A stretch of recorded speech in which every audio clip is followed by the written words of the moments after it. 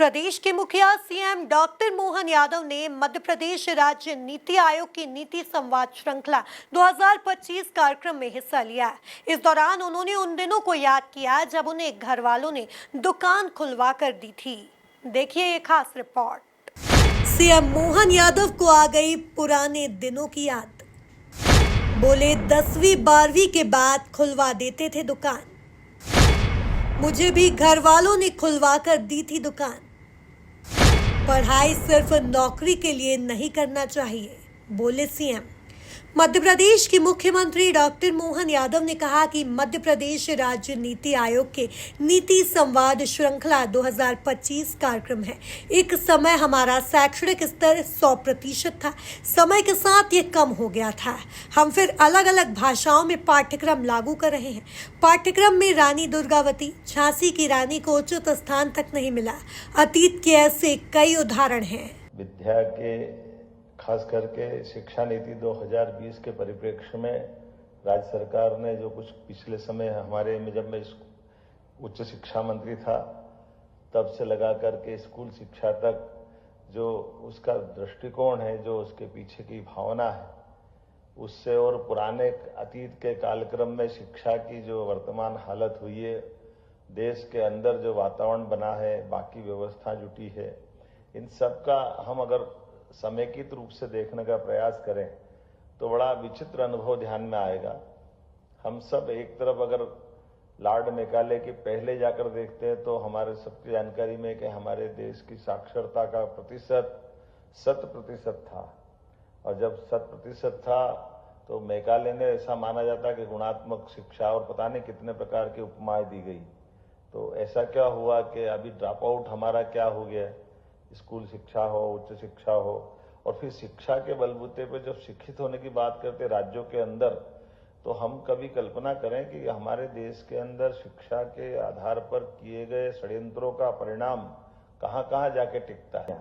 रानी दुर्गावती में कल मंडला से आया, रानी दुर्गावती का जो बलिदान है, राजा शंकर शाह, रघुनाथ शाह, हम तो धन्यवाद दे के सुभद्रा कुमारी चौहान ने एक कविता बना दी, तो हमको झांसी की रानी खूब लड़ी मर्दानी, वो तो झांसी वाली रानी थी। लेकिन दूसरा हमारा कोई पाठ्यक्रम में स्थान नहीं पाया। ये जो विसंगति की तरफ मैं इशारा कर रहा हूं, रानी झांसी को अगर स्थान मिलता और रानी दुर्गावती को मिलता, तो दुर्गावती वो रानी है जो 52 युद्ध जीत चुकी और अपने हाथ से अपने आखिरी में युद्ध में लड़ते लड़ते किसी हालत में दुश्मनों, जैसे हम चंद्रशेखर आजाद को देखते हैं कि वो अल्बर्ट पार्क में अपने आप का रिवॉल्वर से प्राणांत करते हैं, ये उससे 250 साल पहले का, लगभग 300 साल पहले का घटनाक्रम।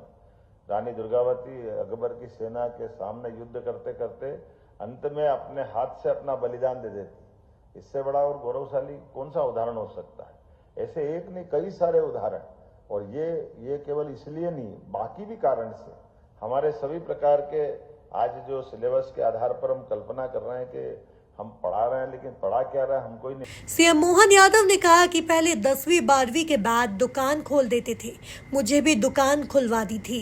मैंने कहा सुबह से दुकान खोलूंगा तो पढ़ने कब जाऊंगा।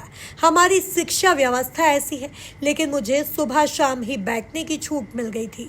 पढ़ाई सिर्फ नौकरी के लिए नहीं करना चाहिए, छोटे रोजगार से स्किल डेवलपमेंट हो जाता है। हमारे पिताजी ने एक फार्मूला बनाया कि 10वीं 11वीं पढ़ लिए, उसके बाद एक दुकान जरूर खोल देते थे। भले तुम आगे पढ़ो तो पढ़ो, नहीं तो मत पढ़ो, नहीं तो तुम्हारी दुकान तैयार है। कभी कभी ये मेरे साथ में भी, जब मैं 12th पहले उस समय हाई सेकेंडरी थी, 10वीं 11वीं करने के बाद में जैसे किराने की होटल खोली, रेस्टोरेंट, चाय पोहे वगैरह की, तो हमने खोल दी दुकान। तब तो पिताजी कह रहे हैं दुकान दे दी तो खोलना तो पड़ेगा। तो खोलने में मैंने कहा कि मेरे को वहाँ कॉलेज जाना, साइंस कॉलेज, आपने दुकान खुलवा दी, मैं सुबह चाय पोहे बेचूंगा, फिर कब पढ़ने जाऊंगा। मेरे को संयोग से चुनाव भी लड़ लिया था, तो उन्होंने कहा बेटा एक मेरे को ये आता है कि तुम आगे जाकर के करोगे क्या, तुम्हारी किताब के पढ़ने का मुझे मालूम नहीं कि आगे क्या होगा नहीं होगा, लेकिन बाल बच्चे पालना तो धंधा तो तुम कर ही लो। ये आज नीति आयोग द्वारा शिक्षा, स्कूल शिक्षा, स्वास्थ्य को लेकर के एक बड़ा अच्छा सेमिनार रखा, जिसमें डॉक्टर इंद्रेश जी ने उद्घाटन सत्र में मेरे साथ भाग लिया।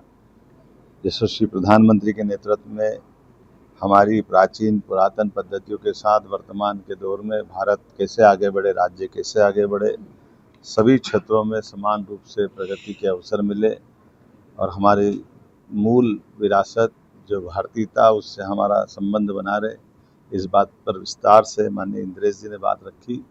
मैं बधाई देना चाहूँगा माननीय उप मुख्यमंत्री श्रीमान जगदीश देवड़ा जी, जिनके नेतृत्व में ये आज का कार्यक्रम हुआ और अलग अलग सत्र में दिन भर इस पर विस्तार से बात होने वाली है। मेरी अपनी ओर से बधाई। कुल मिलाकर देखा जाए तो प्रदेश के मुखिया सीएम डॉक्टर मोहन यादव ने मध्य प्रदेश राज्य नीति आयोग के नीति संवाद श्रृंखला 2025 कार्यक्रम में हिस्सा लिया।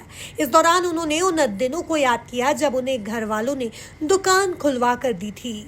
Bureau report, MP news, Bhopal.